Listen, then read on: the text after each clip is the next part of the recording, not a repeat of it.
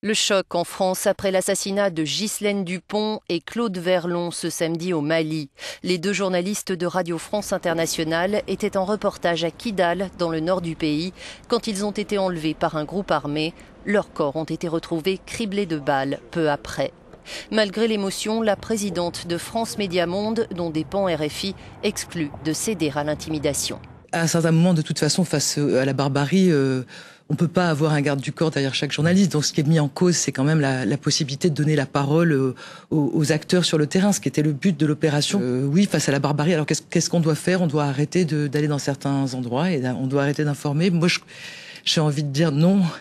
Selon le ministère français de la Défense, des militaires de l'opération Serval avaient refusé de transporter les journalistes de Bamako jusqu'à Kidal pour cause d'insécurité persistante. Les reporters s'étaient rabattus sur un transport de l'ONU. Ils venaient d'interviewer un haut responsable du MNLA, le mouvement séparatiste touareg, quand ils ont été enlevés. L'Élysée a convoqué une réunion d'urgence ce dimanche matin pour établir précisément les conditions de ces assassinats.